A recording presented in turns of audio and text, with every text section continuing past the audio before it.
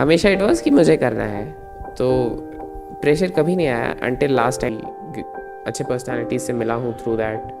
मैं अंकुर वारिकू के साथ बैठ के डिस्कस किया हूँ।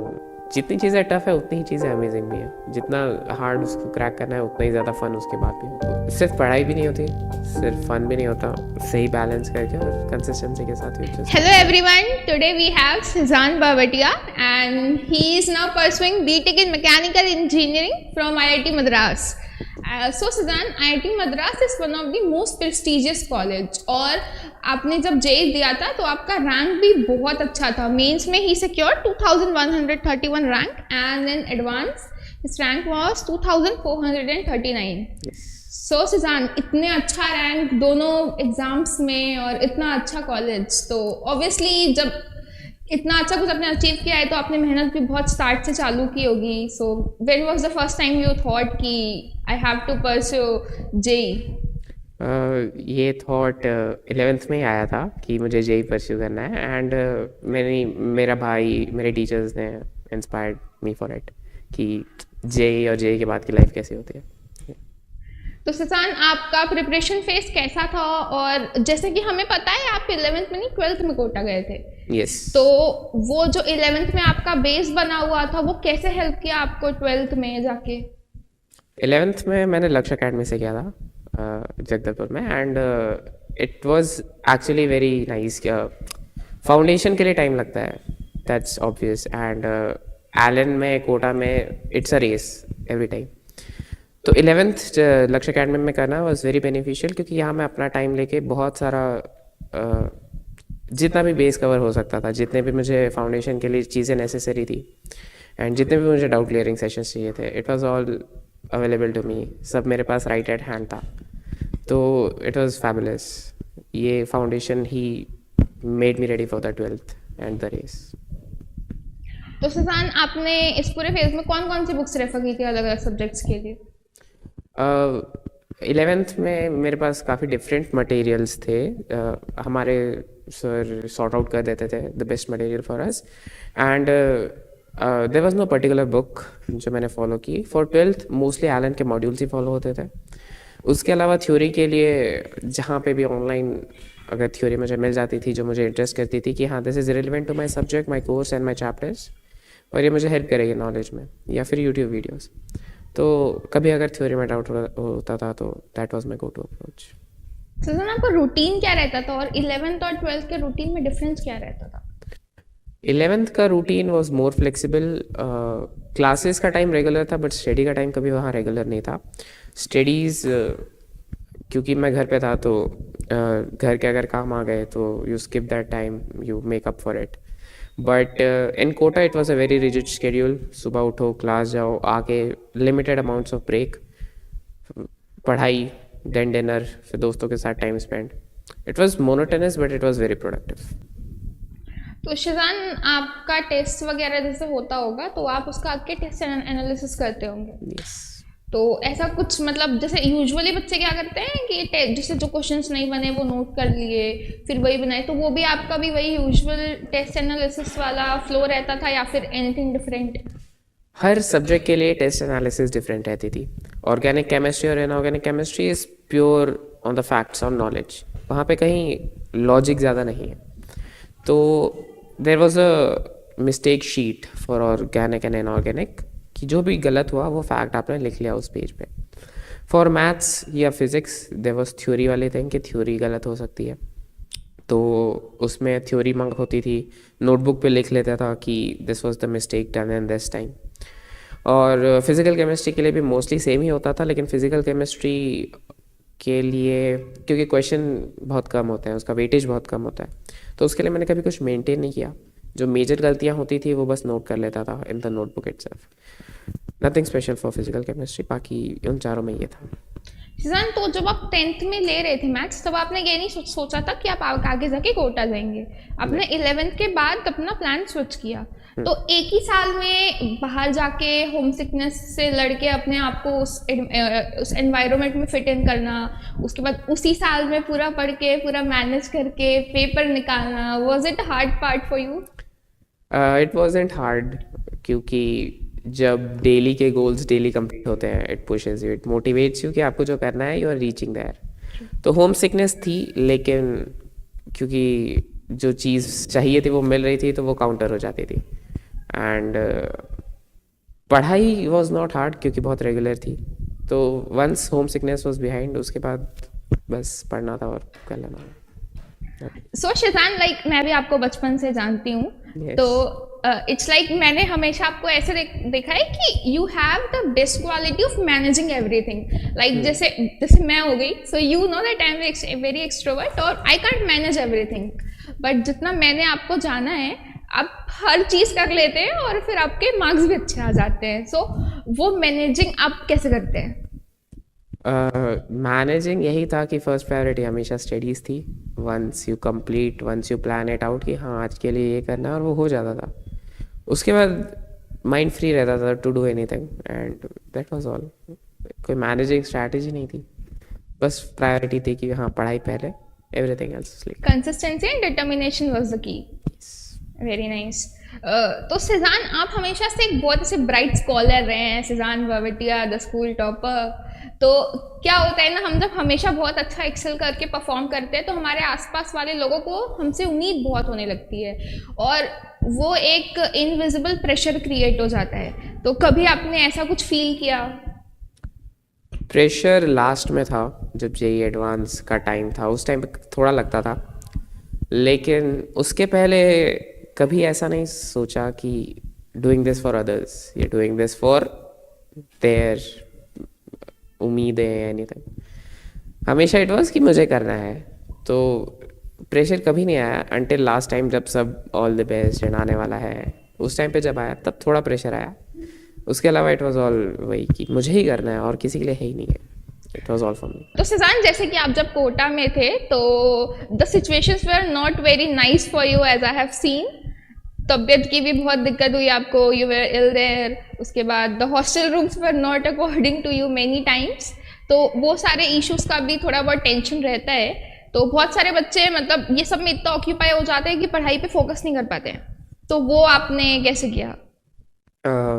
बीमारी कुछ मेजर नहीं थी, इट वाज ओनली अल्सर्स। तो वो मेरी पढ़ाई के साथ बिल्कुल हिंडर नहीं करती थी। ऐसा कोई हैवी मेडिकेशन नहीं था जो मुझे लेना पड़ता था, तो तबीयत का कोई भी इशू नहीं था। बात रही हॉस्टल रूम की, तो it was the best hostel room ever. Ambience बोलो या सेटिंग बोलो, मेरी लोकेशन बोलो, it was all the best. And जब भी बाकी फैक्टर्स आते थे या बाकी फैक्टर्स जो ऐसे थे कि हॉस्टल वालों के साथ झगड़ा हो गया या कुछ भी होता था, मेस का कुछ झंझट होता था, तो सारे दोस्त साथ में ही थे हर चीज़ में हेल्प करने के लिए। कोई एक्सटर्नल चीज़ होती थी तो फैमिली थी, भाई था, फ्रेंड्स थे। कभी there was no struggle in that. Hostel was perfect. Shizan, as you have been in Kota, so like there are very rumors like कि कोटा में एक्सट्रीम प्रेशर होता है, कोटा जाके बच्चे बिगड़ जाते हैं। तो वो सब में आपका क्या से है?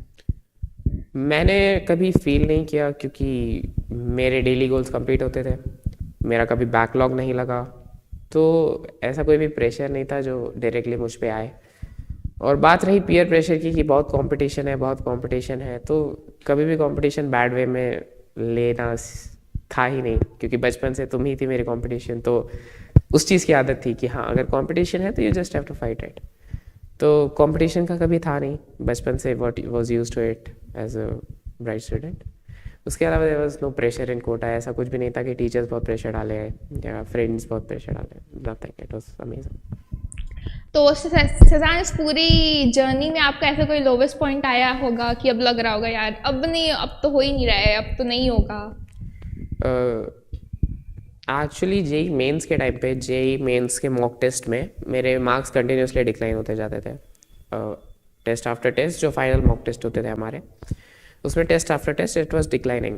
And at the lowest point कि जहाँ मार्क्स एकदम ही कम आ गए, जो कट ऑफ के भी पास नहीं था, इट फेल्ट कि हाँ अब थोड़ा मुश्किल हो रहा है। एंड फिर भी ये नहीं था कि होगा नहीं, क्योंकि मुझे समझ आ रहा था कि टेस्ट डिफ़िकल्ट हो रहे हैं। टेस्ट एनालाइज करता था तो आई न्यू कि टेस्ट डिफ़िकल्ट हो रहे हैं, it's not my problem, it's not my fault वहाँ पे। बट हाँ वो लो पॉइंट था कि शेट पढ़ाना है, फिर भी पढ़ाना है, हार्ड हो रहा है तो क्या हुआ, शायद हार्ड ही है। लेकिन उस टाइम पे भाई से बात की, दोस्तों से बात की, they all lifted me up, it was amazing.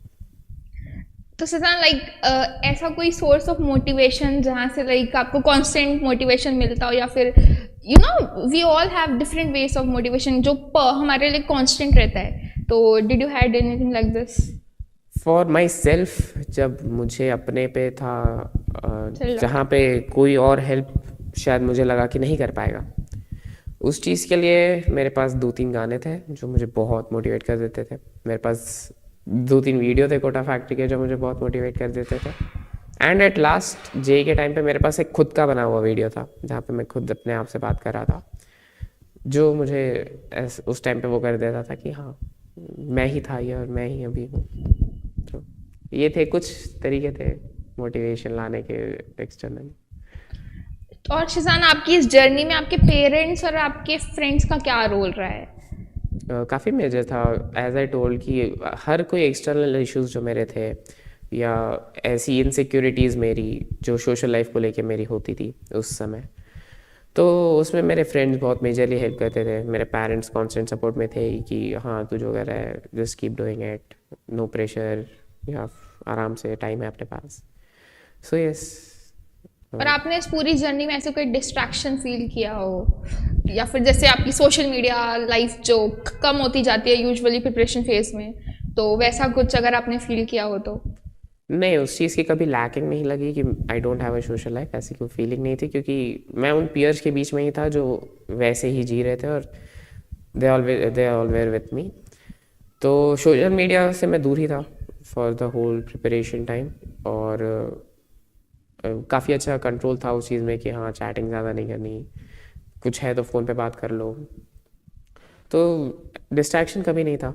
मेरे पीयर्स ही ऐसे थे कि हम लोग साथ में पढ़ते थे, फिर मस्ती भी साथ में ही करते थे।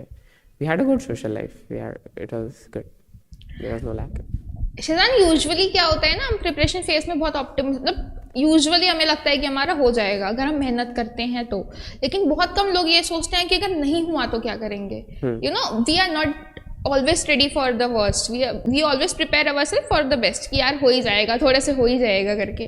तो कभी आपके दिमाग में ऐसा हुआ कि नहीं होगा तो क्या करेंगे, like any backup option?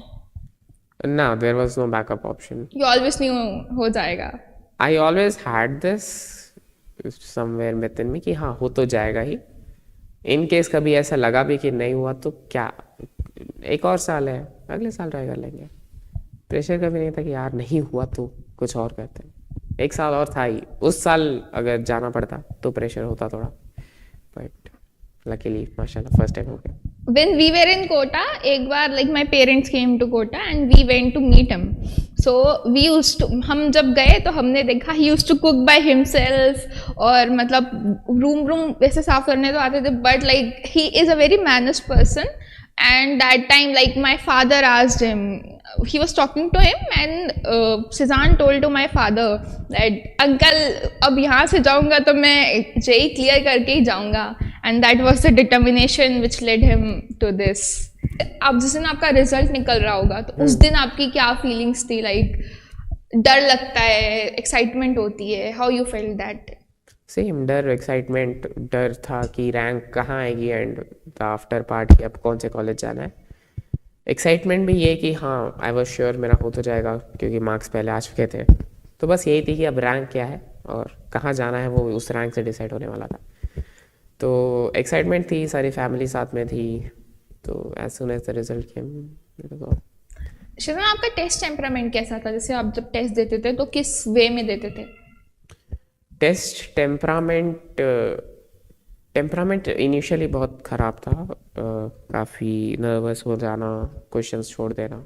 It was थोड़ा सा, इट टुक टाइम कि टेस्ट टेम्परामेंट बिल्ड कैसे करते हैं, लेकिन इवेंचुअली 11th में ही फाउंडेशन में ही टीचर्स ने काफ़ी हेल्प की थी उसी पॉइंट पे कि test temperament is the first thing that you have to work on, और दे वर विथ मी, उन्होंने बहुत हेल्प की। तो 11th के स्टार्टिंग में ही सब हो गया था, 3-4 टेस्ट के बाद इट केम अंडर कंट्रोल। और बाकी आप जैसे शॉर्ट नोट्स वगैरह कुछ बनाते थे? हाँ, short notes, first revision of every chapter is when you make the short notes. तो वो तो एक कांस्टेंट चीज़ थी, short notes for every chapter was there. Shejan, हमने ऐसा देखा है कि यूजुअली कोटा में सिलेबस जल्दी कंप्लीट करा के आखिरी आके ही दे just give it time for revision. Yes. So what was your routine that time? उस टाइम पे इट वाज डिफ़िकल्ट क्योंकि कोई क्लास नहीं थी शेड्यूल मेंटेन करने के लिए, बट अपना एक शेड्यूल बना लिया था और उस शेड्यूल के हिसाब से मोर और लेस चलता था कि इतने घंटे पढ़ना है, फिर इतने घंटे ब्रेक, फिर इतने घंटे पढ़ना है। और कभी ऐसा लगता था कि अब पढ़ाई नहीं हो रही अकेले, तो I used to go to study centre, मतलब जो एलन के होते थे स्टडी सेंटर्स, या Self-study 11th counter. में यहाँ पे भी टीचर्स बुला लेते थे कि यहाँ आके पढ़ लो। और यस, मोस्टली रिजिड शेड्यूल बन जाता था खुद से, क्योंकि टेस्ट था every week and that test ये था कि इसका सिलेबस कंप्लीट करना ही पड़ेगा कुछ भी करके, तो उस हिसाब से शेड्यूल हो जाता था, बन जाता था। शेजान, कोटा में ना एक स्टार बैच होता है जिसका आप पार्ट थे एज आई नो, तो उसमें क्या डिफरेंस होता है नॉर्मल बैचेस से? मैं स्टार बैच में स्टार्टिंग से नहीं था, पूरा जेई मेंस की तैयारी तक मैं नॉर्मल बैच में ही था and it was very good. ऐसा कुछ भी नहीं था जो स्टार बैच में डिफरेंट होता, except for more frequency of tests. उसके अलावा सारी फैसिलिटी सेम ही थी। और जब में फाइनली मेंस के बाद मेरे मार्क्स आए तो उस मार्क्स के बेसिस पे एडवांस के लिए एक स्टार बैच, प्रैक्टिस बैच में मुझे एनरोल किया गया कि आप अब यहाँ पे प्रैक्टिस करो। एंड बहुत ज़्यादा हेल्पफुल नहीं था वो, वहाँ पे बस एक्स्ट्रा प्रैक्टिस क्वेश्चन मिल जाते थे मुझे, which was very good. And teachers ज़्यादा अवेलेबल थे कि आपको अगर डाउट पूछना है तो, बट मैंने उस चीज़ को ज़्यादा एक्सप्लॉइट नहीं किया। मेरी सेल्फ स्टडी काफ़ी अच्छी थी तो मोस्टली उससे हो गया, मुझे क्वेश्चंस मिल गए प्रैक्टिस के लिए, that was a very good thing. तो शेजान, आपके लिए सबसे ज़्यादा चैलेंजिंग सब्जेक्ट क्या था? मोस्ट चैलेंजिंग मेरे लिए मैथ्स था। तो जैसे मोस्ट चैलेंजिंग आपके लिए मैथ्स था, तो आप मतलब क्या करते थे कि आपके लिए आपका मैथ्स बेटर हो, इम्प्रूवमेंट? मैथ्स में कांस्टेंट एक टाइम पे ऐसा था कि मैंने मैथ्स मान लिया था कि हाँ मैथ्स में सिर्फ बेयर मिनिमम ही करना है, क्योंकि टिल द 12th मिड मुझे ऐसा था कि मैथ्स में अच्छा स्कोर करना है। बट 12th मिड में आके व्हेन आई रियलाइज कि उतना स्ट्रॉन्ग नहीं है मेरा वो पार्ट, एंड जितना है उसको मुझे स्ट्रॉन्ग करना है। तो जितनी डिफ़िकल्टीज आती थी उसके लिए मैं regular in touch with my teachers था, यहाँ पे भी जगदलपुर में भी, और कभी मौका मिलता था तो एलन के टीचर्स भी हेल्प करते थे। तो जितने भी डाउट्स होते थे क्लियर हो जाते थे तुरंत, और डेली का 2 hours 3 hours उसको देना पड़ता था to get that bare minimum जो जेईई एडवांस के लिए रिक्वायर्ड होता ही है। तो हो गया था, वो टीचर्स की ही हेल्प से हुआ था एंड हो गया। Shizan, even though you were very consistent, but you know everyone has to put a very bare minimum for JEE paper. तो वो आपका bare minimum कि मतलब इतना तो करना ही है डेली, वो क्या क्या रहता था? मेरा रिजिड शेड्यूल था 8 hours with classes, 7 to 8 hours with classes, and without classes दिन में जितना हो पाए। मतलब मैंने अपना टारगेट खुद ही सेट किया था। उसके अलावा bare minimum for JEE advance तो कोई स्टैंडर्ड चीज़ है नहीं, तो अपनी उसके हिसाब से, अपनी कैपेबिलिटीज़ के हिसाब से I set a target for myself, beat it every day, that's all. Shizan, like जैसा आपका रैंक था, आपको और भी ब्रांचेस मिल जाती, तो फिर आपने IIT मद्रास में मैकेनिकल ही क्यों चूज किया? IIT मद्रास में मैकेनिकल इसीलिए था क्योंकि फर्स्टली मेरा एम ही था कि मैकेनिकल लेना है मुझे। मैकेनिकल इंट्रीग्ड मी, और मोस्टली वो स्पेस एक्सप्लोरेशन के साइड पे था, तो मैकेनिकल था हिंट कि हाँ लेना है। बट अगेन टीचर्स बोलते थे और पेरेंट्स बोलते थे कि computer science circuital branches are more important. So mechanical choose करने के लिए ये था कि there was 3 major cities, Bombay, Delhi, Madras, and I knew कि मुझे सिटी में जाना है, क्योंकि सिटीज़ में जितनी अपॉर्चुनिटीज़ मिलेंगी देर इज़ नो वे कि कहीं और मिल सकती थी, ज़्यादा एक्सपोजर मिलेगा। और कानपुर से थोड़ा सा वो था, कम मन था, क्योंकि अगेन डेवलप भी उतनी सिटी नहीं है और देयर इज सम रिस्क्स। सो पता था इन तीनों में ही जाना है, और इन तीनों में मेरी बेस्ट बेट मैकेनिकल ही थी, सो इसीलिए mechanical. So Shizan, can you please explain the college culture of IIT Madras? College culture of IIT Madras में 2 मेजर चीज़ें हैं। फर्स्ट, वहाँ के एकेडमिक्स बहुत ही ज़्यादा टफ है, बहुत ही ज़्यादा सीरियस लिया जाता है वहाँ पे एकेडमिक्स को। And second culture which is very strong in IIT Madras is the POR culture.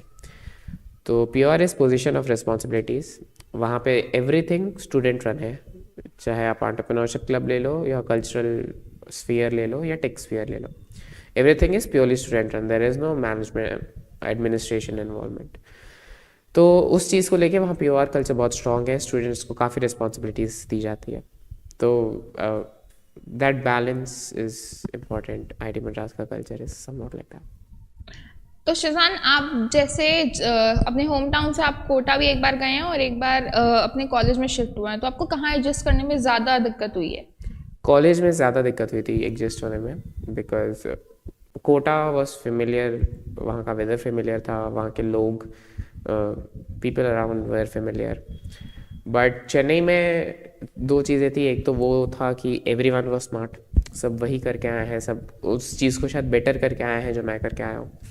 तो वो चीज़ काफ़ी ओवरवेलमिंग होती थी कि मैं उन पीयर्स के साथ हूँ जो शायद जो मेरे जितने ही हैं या मेरे से स्मार्ट है, and now I am in a new Push place to myself. compete. So that was overwhelming, which took more time. Secondly, Chennai का वेदर इज़ वेरी हार्श, तो चेन्नई के वेदर में भी और वहाँ के लाइफस्टाइल में सूट होने में थोड़ा और ज़्यादा टाइम लगा. So it took me 1 year for to set myself in Chennai. Yes. So Shizan, what do you think that how your personality developed within the years, like after going to college?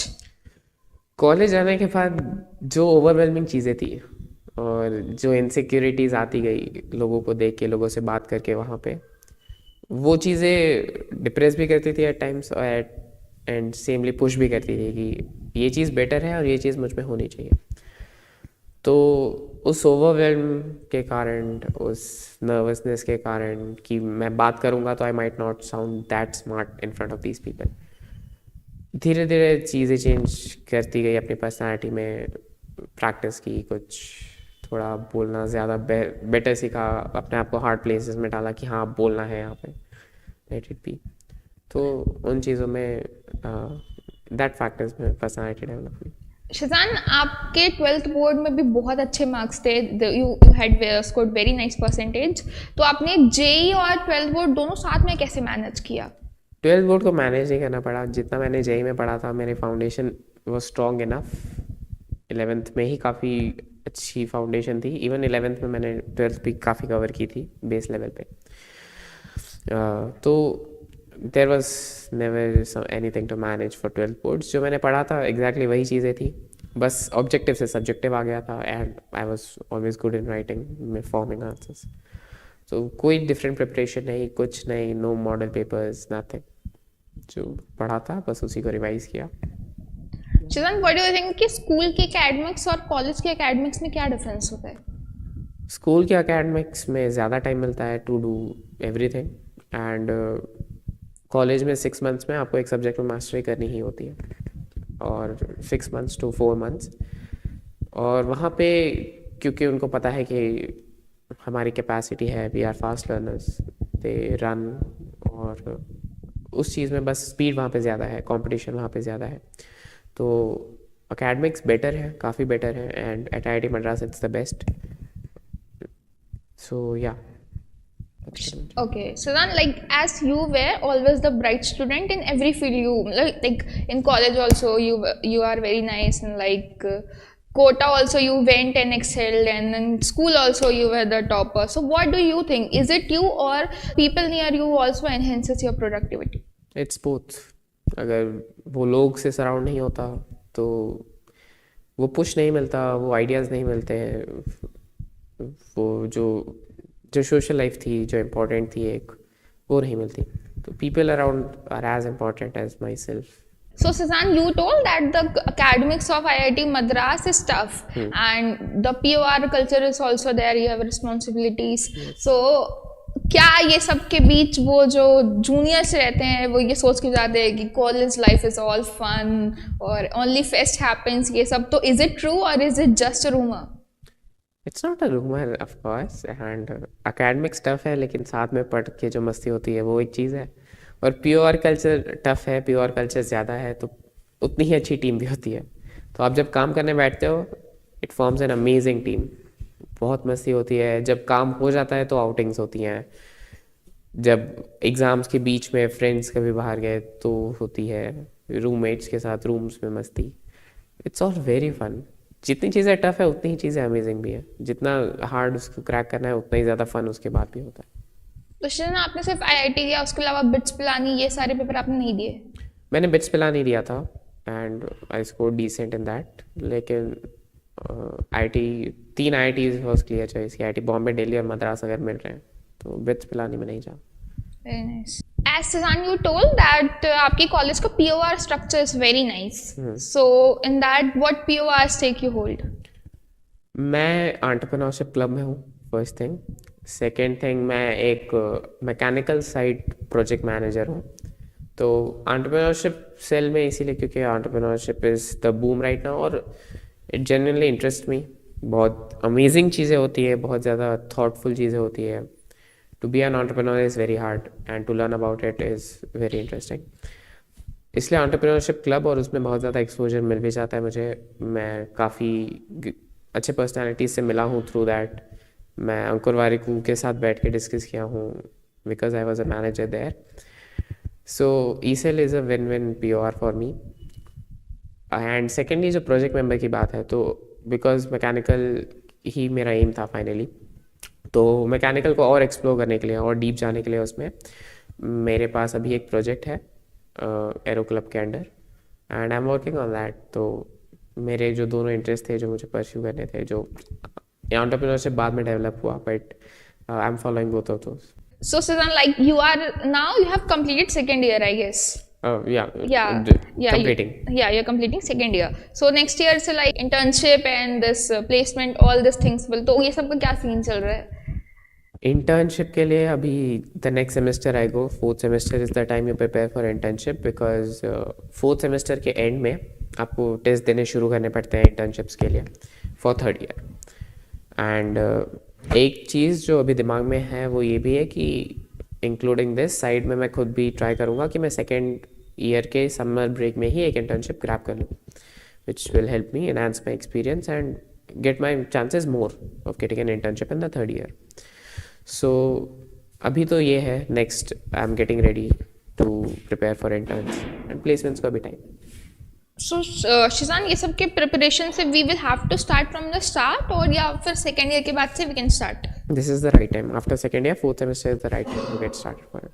Okay. For interns, people start early, of course, and it depends on person to person क्या करना चाहते हैं. Many of my friends are already interns at some company right now for the winter break itself. Many of them did it in the first summer break itself. One of my friend got a grant for research also. So सबकी field different है, सबकी approaches different है. शिजान, आपके college का senior junior culture कैसा है? Senior junior culture बहुत ज़्यादा मेलो है, एकदम क्लीन, भाई टाइप के ही रहते हैं, दोस्त भाई टाइप के।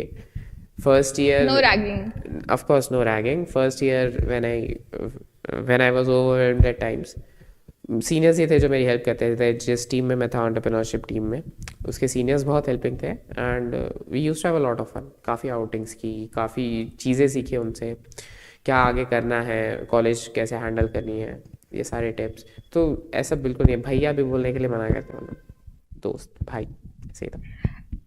शिजान, बहुत बार ऐसा होता है कि हम जब कॉलेज से पहले हम बहुत सोचते हैं कि कॉलेज ऐसा होगा वैसा होगा, we create very expectations. So when you got into the college, क्या आपकी वो एक्सपेक्टेशंस मीट हुई थी? मेरी एक्सपेक्टेशन कॉलेज से यही थी कि मैं ज़्यादा पढ़ाई में और घुस जाऊँगा। मुझे नहीं पता था कि मैं कहीं और इंटरेस्ट एक्सप्लोर करूँगा। I was very clear about mechanical, लेकिन एक्सपेक्टेशंस चेंज हुई डिफरेंट वे में, पॉजिटिव वे में। मुझे ज़्यादा फील्ड्स पता चली और ज़्यादा फील्ड्स में इंटरेस्ट आने लगा, तो आई एक्सप्लोर्ड दैट। उसके अलावा तो एक्सपेक्टेशन सारी जो फ़न की थी वो मीट हुई। सो लाइक शिजान, आपने जैसे अभी आप अपने मनपसंद कॉलेज में हैं, तो आप सेटिस्फाइड हैं? आपने जितना एफर्ट किया उसके हिसाब से आपको जो कॉलेज मिला, are you satisfied with what you have now? College से मैं एट टाइम्स कभी ऐसा लगता है कि शायद कोई और कॉलेज ले लेनी चाहिए थी, बिकॉज इस कॉलेज में काफ़ी चीज़ें बेटर है। सिमिलरली दूसरे कॉलेजेस में जो चीज़ें यहाँ अच्छी नहीं है वो वहाँ है। कभी कभी लगता है कि यार वो चाहिए थी, बट ऐसी एकदम ओकेजन वाइज आती है ये feeling. Apart from that it's great, कोई रिग्रेट्स नहीं है ज़्यादा। और लाइक आपने अपने इस पूरे प्रिपरेशन फेज में मानो ऐसी कोई गलती की हो जिसको आपको रिग्रेट होता कि काश ये नहीं करता तो मेरे रिजल्ट्स और बेटर होते? नहीं, ऐसा कोई भी रिग्रेट नहीं है, नो रिग्रेट्स एट ऑल। जो मैंने किया जर्नी में कहीं भी ऐसा नहीं था कि मैं माइंडफुल नहीं था अपने चीज़ों को लेके। I was always mindful. हर चीज़ें जो की वो अच्छे से थ्रो डिस्कशन और अच्छे से डिसीजन लेके की। So no regrets. No the road not taken, no roads. No. Very nice. So, is there any message or any advice you want to give to your juniors? Advice I would say कि yes, consistent रहना बहुत ज़रूरी है। Friends के साथ भी time उतना ही important है जितना आप पढ़ाई में डाल रहे हो। सो सिर्फ पढ़ाई भी नहीं होती, सिर्फ फन भी नहीं होता। सही बैलेंस करके और कंसिस्टेंसी के साथ you just have to do it, and हो जाता है, बहुत ईजी है। So, Shazan, all the best for everything. Thank you. We are so proud of you. Thank you.